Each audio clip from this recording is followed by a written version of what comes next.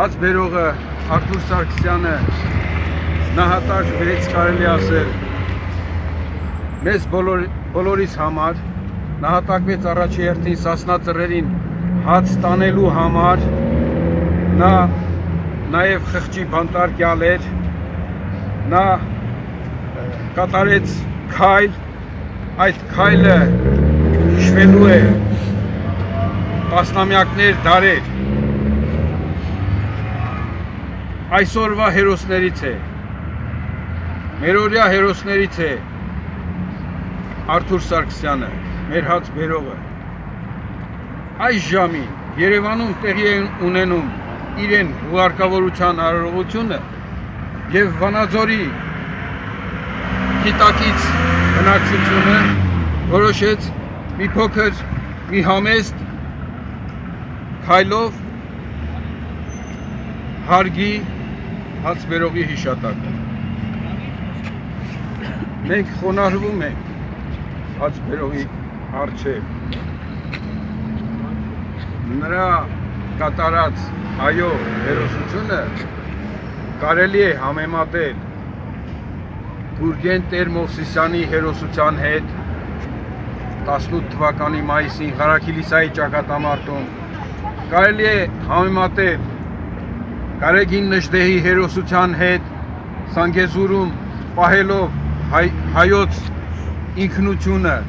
այսօրվա Հայաստանի վերջին հողակտորը Արթուր Սարգսյանը դեռ շատ պետք է հիշվի, հատկապես նոր եկող սերունդների կողմից։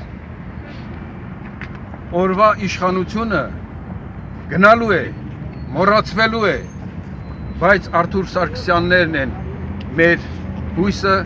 մեր իրական հերոսները, հերոսը։ Ինչ ասել, բոլորս պետք է այդ լուսավոր մարդուց օրինակ վերցնենք։ Ինքներս մեր օրինակով կարողանանք ծառայել մեր ժողովրդին արդարությանը, կարողանանք կառուցել մեր ապագա երկիրը։ Թող խաղաղությամբ ննջի Արթուր Սարգսյանը մայրովը։ Որպես մարդ անձնավորություն, հայրենիքի նվիրված, հաց տանող տղեկին, այնպես մարդկանց հաց տանող, որ արժանի մարդիկ են եղել այնտեղ ներսում, ինքն էլ բառից բուն իմաստով ոչ մի քիչ ճանաչելով, 3 օր դաժե 4 օր հիսոված մնալուց հետո այս մարդը հասկացավ, որ մարդկանց պետք է հաց տարվի, ու ինքը իր կամքով, իր մեքենայով հաց հատարել տղեկին,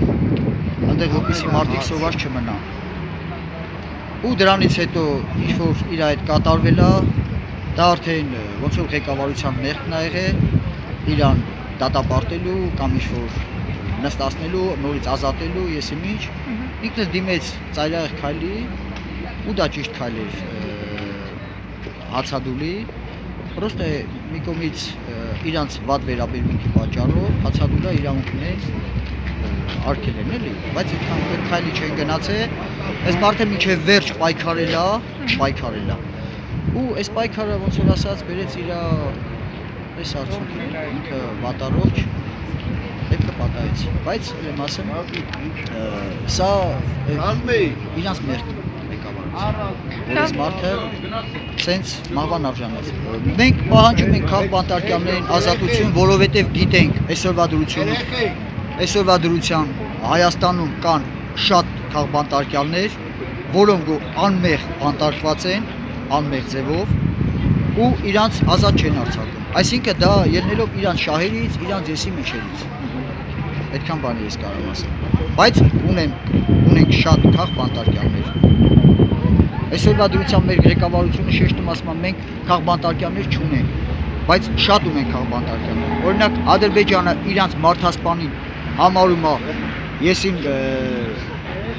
ինչ մեդալներ են տալի, եսիմ ինչեր են անում,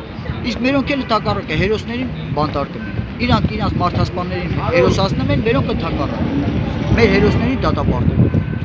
Դա սխալ է։ Պետք է այդ ամեն ինչը կարգավորվի, դզվի։